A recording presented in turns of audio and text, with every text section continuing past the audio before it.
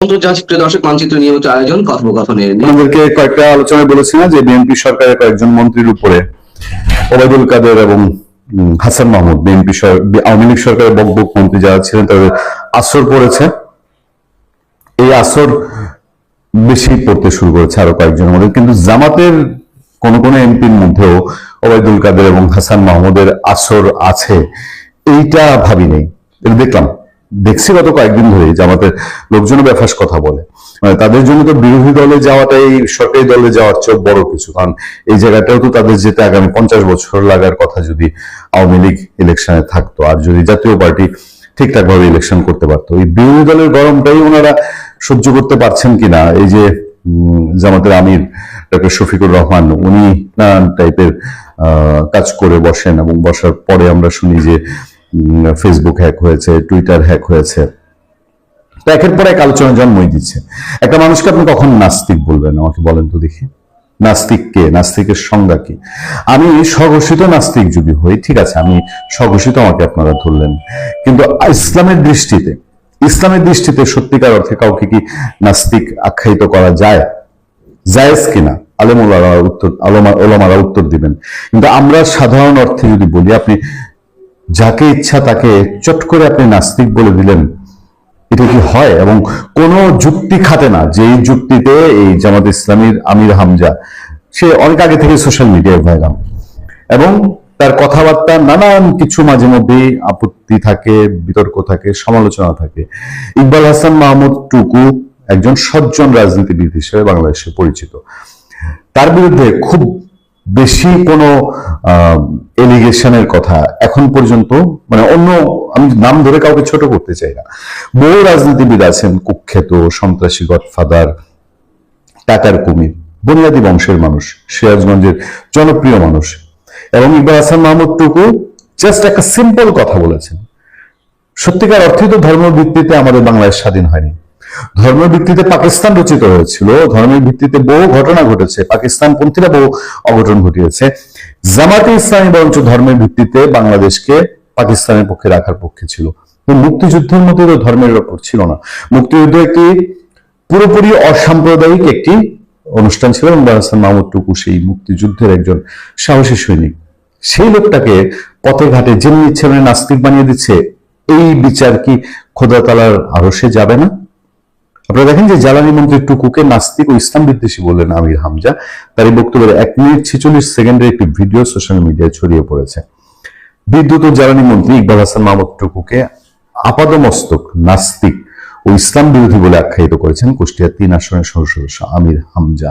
এখন জ্বালানি এবং বিদ্যুৎ প্রতিমন্ত্রী যে লোকটা মাহমুদ হাসান, আমি জানি না এটা কতটুকু ইসলামের ভিত্তিতে, কারণ আমি তো বারবার বলি যে আমি আলেম ওলামারা, কিন্তু সাধারণ সেন্সে ধরে যে একজন মানুষকে আপাদমস্তক নাস্তিক ও ইসলাম বিরোধী বলবেন, উনি গিয়ে দেখেছেন, ওনার অন্তর দেখেছে, জ্বালানি মন্ত্রীর অন্তর দেখেছে আমির হামজা গিয়ে। মানে তারা এই সমস্ত কর্মকাণ্ড, আপনার মনে আছে না তসলিমা নাসরিনকে নাস্তিক বানিয়ে দিয়েছিল, নাস্তিক বানিয়ে দিয়ে বাংলাদেশে আজকে এত বছর বাংলাদেশে একটা নাগরিক এখানে আসতে পারে নাই। আমি তসলিমা নাসরিনের কথা বাদিয়ে দিলাম, আচ্ছা, তাকে নিয়ে অনেক বিতর্ক টিতর্ক আছে। ইকবাল হাসান মাহমুদ টুকু উনি যদি এখন মানহানির মামলা করে, এই মামলা খাটে কিনা? জামাত ইসলামীর এই সাংসদ শুক্রবার সদর উপজেলার হাটস হরিপুর বড় মসজিদে খুতবার আগে মন্তব্য করেন, মসজিদে বসে আপনি একটা মানুষকে নাস্তিক বলছেন, আপনার নিজের বিবেক নাড়া দেয় না? তার এই বক্তব্যের 1 মিনিট 16 সেকেন্ডের ভিডিও ছড়িয়েছে। ভিডিওতে আমির হামজাকে বলতে শোনা যায়, বিদ্যুৎ ও জ্বালানি মন্ত্রী ইকবাল হাসান মাহমুদ টুকু একজন নাস্তিক এবং ইসলাম বিদ্বেষী, আপাদমস্তক ইসলাম বিদ্বেষী। যদি বলেন তিনি জামাত ইসলামী বা চরমনাই পীরের বিরোধী, তা না, তিনি ইসলাম বিরোধী। ইকবাল হাসান মাহমুদ টুকু একটা নাস্তিক এবং ইসলাম বিদ্বেষী, আপাতমস্তক ইসলামকে লিজ নিয়ে নিয়েছে। আওয়ামী লীগ যেরকম মুক্তিযুদ্ধ লিজ নিয়েছিল, জামাত ইসলামী চরমনাই পীর তাকে ইসলামকে লিজ নিয়েছে। মানে তাদের ধর্মে, তাদের আদর্শের রাজনীতি না করলেই এবার ইসলামের সাথে তাকে মিলাবে, মানে আপনি বলতে চাচ্ছেন যে জামাত আর চরমনের রাজনীতি না করলে আপনি ইসলাম বিরোধী লোক। ঠিক সেরকম অবাক করা লাগছে না এই কথাগুলো? ইকবাল হাসান মাহমুদ টুকুর দেয়া এক বক্তব্যের প্রসঙ্গ টেনে আমির হামজা বলেন, এই দেশে ধর্ম প্রতিষ্ঠা করার জন্য নাকি মুক্তিযুদ্ধ হয়নি। তাহলে মুক্তিযুদ্ধ কেন হয়েছে আপনি বলেন? মুক্তিযোদ্ধারা এখনো বেঁচে আছে, তাদের জিজ্ঞেস করেন তারা ধর্ম বিদ্বেষী বা ইসলাম বিদ্বেষী কিনা। না, মুক্তিযোদ্ধারা ধর্ম বিদ্বেষী, ইসলাম বিদ্বেষী না। আপনারা ধর্ম বিদ্বেষী, ইসলাম বিদ্বেষী না। আমির হামজারা ইসলাম বিদ্বেষী না, ইসলামকে তারা ব্যবহার করে, কিন্তু ধর্ম বিদ্বেষী। আপনি কি হিন্দু ধর্মের প্রতি শ্রদ্ধাশীল? আপনি খ্রিস্ট ধর্মের প্রতি শ্রদ্ধাশীল? আপনি বুদ্ধিস্ট ধর্মের প্রতি শ্রদ্ধাশীল? প্রশ্ন জাগেই তো। মুক্তিযোদ্ধারা ধর্ম বিদ্বেষী না, কিন্তু তারা ইসলামকে ব্যবহার করে মুক্তিযুদ্ধ করেনি, ইসলামী ঝান্ডা তুলেনি। বরঞ্চ ইসলামী ঝান্ডা পাকিস্তানিরা তুলেছে, এই জামাত ইসলামী যারা পেয়ারের দেশ তারা তুলেছে। তারা তুলে মুক্তিযুদ্ধ কি বলেছে এটা ইসলাম বিরোধী আন্দোলন। এই জামাত এখন যেরকম তাদের রাজনৈতিক বিরোধিতা করলেই বলে এটা ইসলাম বিরোধী। আমির হামজা আরো বলছেন, আমি সকাল থেকে মেডিকেলে ছিলাম, 5 লিটার বেশি তেল দেওয়া হচ্ছে না জেনারেটর চালাতে। একটি বড় মেডিকেল কলেজ হাসপাতাল, মানুষের জীবন এখন বিপন্ন। এ ধরনের অযোগ্য মানুষের দায়িত্ব না দিয়ে যোগ্যদের বসানো হলে এমন আমির হামজারে বসায় দিক ওখানে। আমির হামজারে বসায় দিলে দেখি তেল কি এখন ওই তেলের ট্যাঙ্কিতে ফুদিয়া তেল বের করে ফেলে কিনা। যাকে এ বিষয়ে জানতে চাইলে হাটস হরিপুর বড় মসজিদের কমিটির সাধারণ সম্পাদক বকুল বিশ্বাস বলেন, এমপি সাহেবকে কোনো আমন্ত্রণ জানানো হয়নি, তিনি নিজে থেকেই জুমার নামাজে মসজিদে এসেছিলেন। সদর আসনে এমপি হিসেবে তিনি আসতেই পারেন। দেখেন, আমন্ত্রণ ছাড়াই গেছে, গিয়ে তিনি এই কাণ্ড ঘটিয়েছে। মসজিদে ইসলামের সঙ্গে তার মসজিদ ইমামের সঙ্গে তার ভালো সম্পর্ক আছে। তিনি আমাকে জানিয়েছিলেন আমির হামজা জুমার নামাজে আসতে চান, তবে আলোচনার সময় আমি বাইরে থাকায় তিনি কি বলছেন শুনতে পাইনি। জামাত ইসলামী স্বাভাবিকভাবে এটা প্রতিবাদ করবে। কুষ্টিয়ার জেলা বিএনপি সদস্য সচিব জাকির হোসেন সরকার বলেন, আমির হামজা কোথায় কি বললেন তা তিনি নিজেই জানেন না। এই তো সেদিন মেডিকেল কলেজ হাসপাতাল চালু নিয়ে বললেন 3 দিনে 50 লাখ টাকার অফার পেয়েছেন, অথচ তাকে কারা টাকার অফার করেছে তাদের নাম খোলাসা করছেন না। এটা একটা ক্রিমিনাল অফেন্স। আমি যেটা বলছি, মাহমুদটুকু চাইলে এখন মানহানির মামলা করতে পারেন। হামজার এ বক্তব্যের তীব্র নিন্দা ও প্রতিবাদ জানিয়ে কুষ্টিয়া জেলা মুক্তিযোদ্ধা কমান্ডের সভাপতি রফিকুল আলম টুকু বলেন, মহান মুক্তিযুদ্ধ সংগঠিত হয়েছিল একটি অসাম্প্রদায়িক চেতনার উপর ভিত্তি করে, যেটা আমরা বলেছি। ধর্ম, বর্ণ, জাতি, গোষ্ঠীর ঊর্ধ্বে উঠতে দেশকে স্বাধীন করতে মুক্তিযোদ্ধারা ঝাঁপিয়ে পড়েছিল পাক হানাদার বাহিনীর উপরে। এটাই সত্য, এটাই বাস্তবতা। ওনার কথা যদি সত্য হয়, তাহলে কি পাকিস্তান ইসলাম বিদ্বেষী ছিল, যে কারণে মুক্তিযোদ্ধারা কেবল ইসলাম প্রতিষ্ঠা করতে যুদ্ধ করেছিল? সব আজগুবি কথাবার্তা। এবং আমি জানি না এই বিষয়ে আমির হামজার হোয়াটসঅ্যাপে কল করা হলেও, আমির হামজার মোবাইলে কল করা হলেও তিনি ধরেননি, হোয়াটসঅ্যাপ মেসেজ দিল, সাড়া দেননি। পারবে না কোনো যুক্তিতে যদি কোথাও বসে।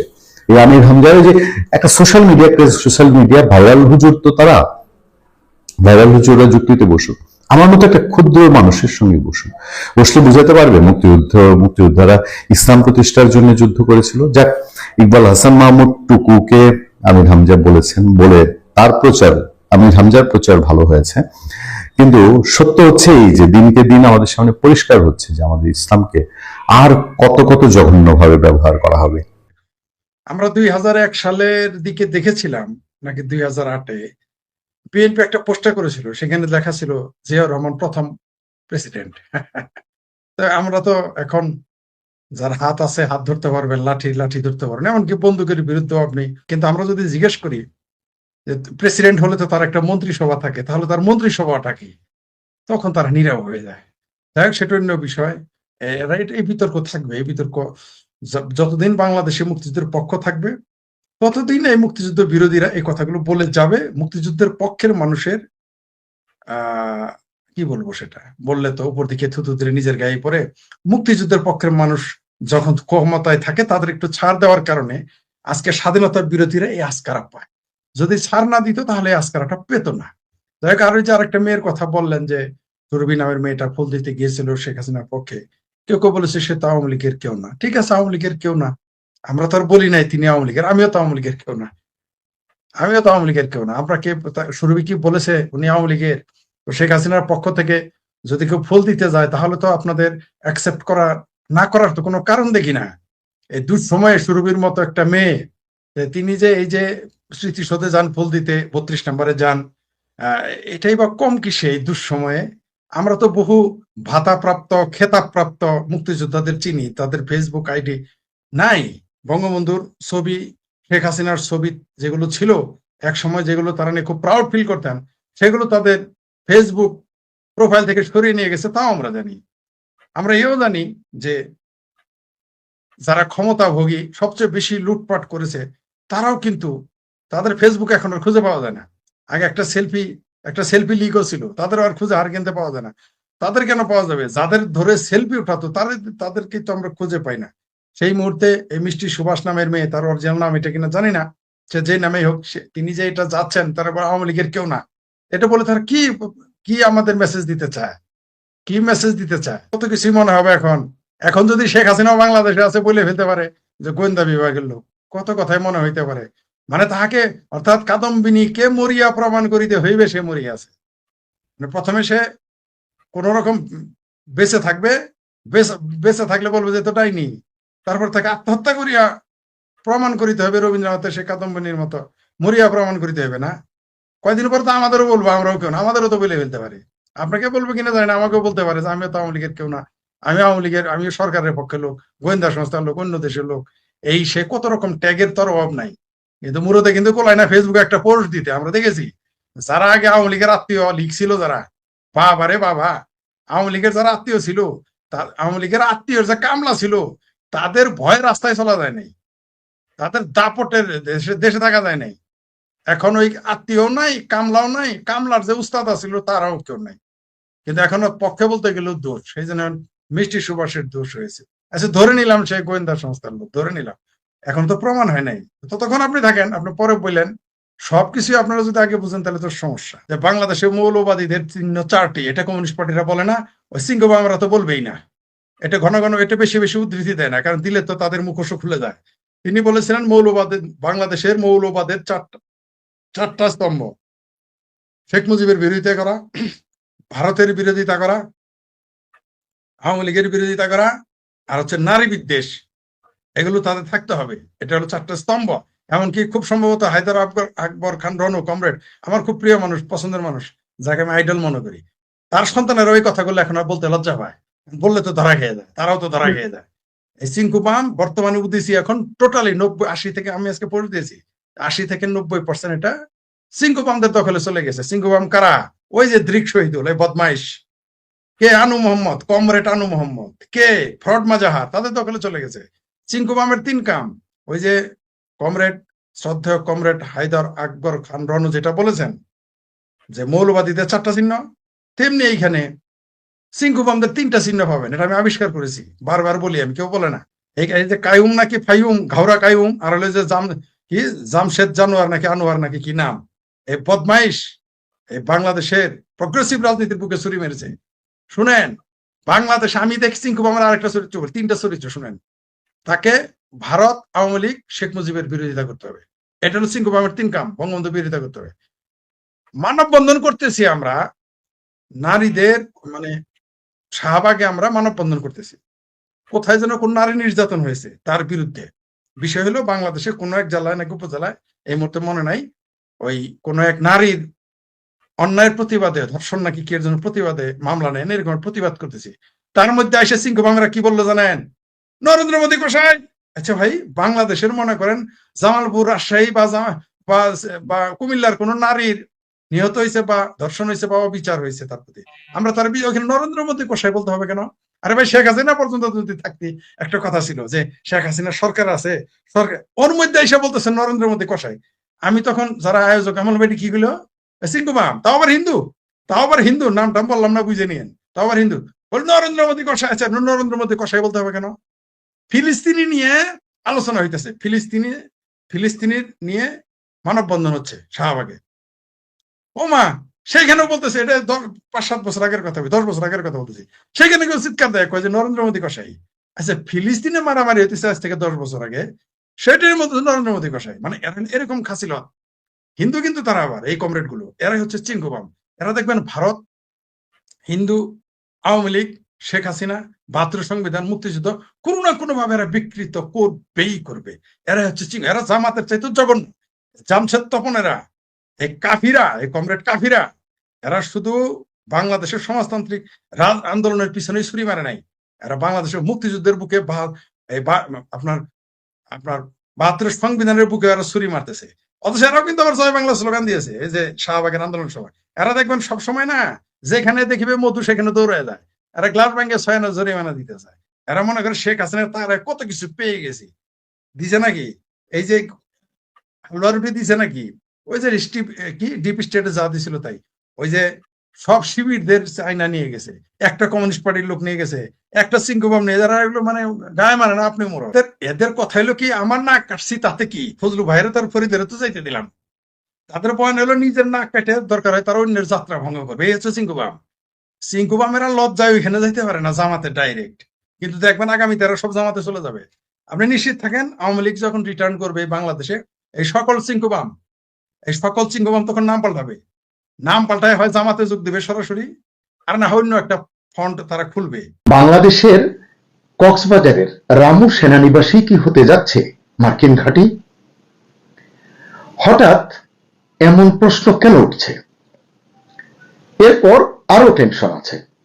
যুক্তরাষ্ট্রের সঙ্গে কি এমন গোপন চুক্তি করে গেছেন স্বঘোষিত ভিভিআইপি ইউনূস, যা এদেশের মানুষ জানেন না, যা তারেক রহমানের নেতৃত্বাধীন বিএনপি সরকারের জন্য বিরাট হুমকি এবং গোপন ফাঁদ বলে মনে করছেন অনেকে। প্রধানমন্ত্রী তারেক রহমানের সহধর্মিণী জুবাইদা রহমানের যুক্তরাষ্ট্র সফরের নেপথ্যে কি কোনো ধরনের প্রক্সি কূটনীতি রয়েছে? অনেকেই এসব নিয়ে এখন কথা বলছেন। জানা দরকার এই প্রেক্ষাপটে কি করবে তারেক রহমানের নেতৃত্বাধীন বিএনপি সরকার, কোন পথে হাঁটবেন তারেক রহমান। আসসালামু আলাইকুম, স্বাগত লিডস নিউজে। সম্মানিত দর্শক, রামু সেনানিবাস মানে রামু ক্যান্টনমেন্ট বাংলাদেশের রাজনীতি এবং ভূ রাজনীতিতে কৌশলগত অত্যন্ত গুরুত্বপূর্ণ একটি কেন্দ্র, এটি আপনারা সবাই জানেন। একদিকে মায়ানমার সীমান্ত, দেশের অভ্যন্তরে রোহিঙ্গা সংকটের কেন্দ্রবিন্দু এবং বঙ্গোপসাগরের প্রবেশদ্বার, এই সবকিছুর কেন্দ্রবিন্দু হচ্ছে এই রামু এলাকা। রোহিঙ্গা ইস্যুর কারণে ইতিমধ্যেই কক্সবাজার এবং উখিয়ায় জাতিসংঘ ও বিদেশি সংস্থার প্রতিনিধিদের উপস্থিতি রয়েছে, এটা আমরা সবাই জানি। এবং এটাও জানি এদের অনেকেই আবার মার্কিন নাগরিক, অন্যান্য দেশেরও আছে। অনেকে এমনও বলেন ইউনূস এবং তার নিরাপত্তা উপদেষ্টা খলিলুর রহমানের, যিনি এই সরকারের এখন পররাষ্ট্রমন্ত্রী, এই দুজনের কারণে গত 18 মাসে মানে ইউনূসের 18 মাসে রামু সেনানিবাস কার্যত যুক্তরাষ্ট্রের অনানুষ্ঠানিক নিয়ন্ত্রণে ছিল, এটা অনেকে বলেন।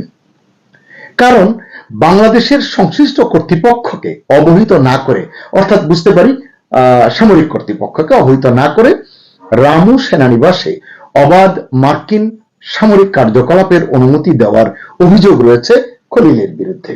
কথাগুলো একটু পুরনো, কিন্তু আজকের বিষয়ের সঙ্গে মিলে যাবে, আমি শুনতে অনুরোধ করছি। ভারত হয়ে বাংলাদেশের পার্বত্য অঞ্চল দিয়ে মায়ানমারে অনুপ্রবেশে 9 জন ভাড়াটে সৈন্যকে সহায়তা করার অভিযোগও রয়েছে এই ব্যক্তির বিরুদ্ধে। ইউনূসের সেই নিরাপত্তা উপদেষ্টা খলিলুর রহমান এখন তারেক রহমানের নেতৃত্বাধীন বিএনপি সরকারের পররাষ্ট্রমন্ত্রী। ফলে অনেক রাজনৈতিক বিশ্লেষকের মতে তারেক সরকার যুক্তরাষ্ট্রের প্রভাব এবং নজরদারির অধীনেই থাকছে বা রয়েছে, এটি অনেকেই মনে করছেন। দক্ষিণ এশিয়ায় যুক্তরাষ্ট্র নিজের কৌশলগত উপস্থিতি আরো শক্ত করতে চায়, এই কথা আমরা অনেকদিন ধরেই শুনছি। কিন্তু তাই বলে একটি স্বাধীন সার্বভৌম দেশে অর্থাৎ বাংলাদেশের কক্সবাজারে রামু ক্যান্টনমেন্টে অন্য একটি দেশ যত শক্তিশালী হোক না কেন তাকে ঘাঁটি গাড়তে হবে, এবং এর প্রেক্ষাপট অগ্রপশ্চাৎ কেউ জানবে না, গোপনীয় হয়ে যাবে। আসলে অনেক দুশ্চিন্তার জন্ম দেয়, অনেক প্রশ্নের জন্ম দেয়। এবং এ কারণেই আসলে বলতে চাই যে এজন্যই কি যুক্তরাষ্ট্র এখন এই যে একটি আপনারা জানেন অনেকে জিসোমিয়া এবং এসিএসএ চুক্তি স্বাক্ষরের জন্য বাংলাদেশকে চাপ দিচ্ছে। এই দুটি চুক্তি নিয়ে আমি বেশি কথা বলতে চাই না, আমরা অতীতে এই দুটি চুক্তি নিয়ে বিস্তারিত কন্টেন্ট করেছি, কষ্ট করে আপনারা চাইলে দেখে নিতে পারেন। জানা গেছে অতি সম্প্রতি সশস্ত্র বাহিনী বিভাগের principal staff officer lieutenant general Mir Mushfiqur Rahman সেনা প্রধান জেনারেল ওয়াকারুজ্জামানকে এই দুটি জিসোমিয়া এবং এসিএসএ এই দুটি চুক্তি সংক্রান্ত সর্বশেষ উদ্যোগ সম্পর্কে অবহিত করেছেন। বিশ্লেষকরা বলছেন চুক্তি দুটি সই হলে, যেটি যুক্তরাষ্ট্র অনেকদিন ধরেই চাচ্ছে, যুক্তরাষ্ট্রের সঙ্গে বাংলাদেশের প্রতিরক্ষা সহযোগিতা অনেক গভীর হবে, এখন যা আছে তার চেয়েও গভীর হবে। কিন্তু সমালোচকদের কারো কারো আশঙ্কা, এই চুক্তি দুটি সম্পাদিত হলে বাংলাদেশে যুক্তরাষ্ট্রের সামরিক উপস্থিতি অনেক সহজ হয়ে যেতে পারে। তবে দেশবাসী আসলেই জানেন না এই চুক্তিগুলো কি আসলেই সহযোগিতা চুক্তি, নাকি এর পেছনে রয়েছে কোনো গোপন কৌশল। যুক্তরাষ্ট্রের নাগরিক বলে বহুল সমালোচিত মিস্টার খলিলুর রহমান এখন বাংলাদেশ সরকারের পররাষ্ট্রমন্ত্রী। আপনারা জানেন, একটু আগে আমিও বললাম। সেই পররাষ্ট্রমন্ত্রী হিসেবে আমরা শুনলাম বা জানলাম তিনি জাতিসংঘের সাধারণ পরিষদের সভাপতি হওয়ার জন্য দেশে বিদেশে প্রচারণা চালিয়ে যাচ্ছেন, এবং এটিও জানা গেল ইতিমধ্যে তিনি যুক্তরাষ্ট্র এবং যুক্তরাজ্যের সমর্থন পেয়েছেন। বলাবলি হচ্ছে, খলিল সভাপতি হলে জাতিসংঘের সাধারণ পরিষদের সভাপতিত্ব করবার এই পদ তিনি যদি পান, রোহিঙ্গা ইস্যুর আওতায় জাতিসংঘের পক্ষে রামু সেনানিবাসের নিয়ন্ত্রণ নেওয়া অনেক সহজ হবে। নিয়ন্ত্রণ আসলে সেভাবে তো নেবে না, মানে এটিকে ব্যবহার করে তারা তাদের যে কার্যক্রম সেটি চালাতে পারবে এবং সেই চালানোটা সহজ হবে। আমার ক্ষুদ্র বুদ্ধিতে আমি এটুকুই বুঝতে পারছি। এবং যুক্তরাষ্ট্র দক্ষিণ এশিয়ায় বাংলাদেশকে একটি চীন বিরোধী প্রক্সি এবং স্যাটেলাইট স্টেটে পরিণত করতে যে চায় বা এরকম একটি কথা শোনা যায়, সেটি তারা সহজে করতে পারবে। এদিকে জানা গেছে গত 25 মার্চ মার্কিন রাষ্ট্রদূত ব্রেন্ট ক্রিস্টেনসেন আমাদের সেনাপ্রধান জেনারেল ওয়াকারুজ্জামানের সঙ্গে বৈঠক করেছেন। বৈঠকের অনেক ইস্যু আছে, এটি নিয়ে হয়তো আমি আরেকটি কন্টেন্ট করব। সেনাপ্রধান জেনারেল ওয়াকার মার্কিন যুক্তরাষ্ট্রে যাচ্ছেন, সেটি কেন যাচ্ছেন তার প্রেক্ষাপটে তার একটি কন্টেন্ট আমি করতে পারি। তবে এই যে কথা বলেছেন, মানে এই কারণেই বললাম যে এইসব বৈঠকের বা এইসব আলোচনার মানে আনুষ্ঠানিক তেমন স্বীকৃতি কিন্তু আপনি কোথাও খুঁজে পাবেন না। তবু শঙ্কা, বাংলাদেশ কি ধীরে ধীরে ওই বড় শক্তির কৌশলগত ঘাঁটিতে পরিণত হচ্ছে? এই প্রশ্নটি কিন্তু অনেকের মনে। ঠিক